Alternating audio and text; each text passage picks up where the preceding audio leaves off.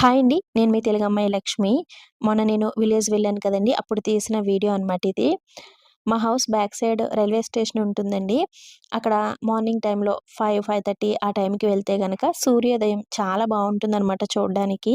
ఒక్కొక్కసారి మేము ఇక్కడికొచ్చినప్పుడు వెళ్తూ ఉంటామండి.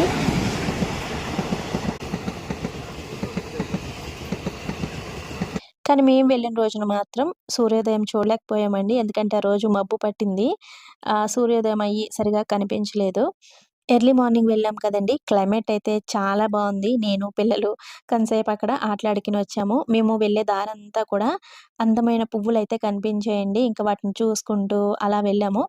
ఈ రైల్వే స్టేషన్ పక్కనే మాకొక చిన్న పొలం కూడా ఉంది.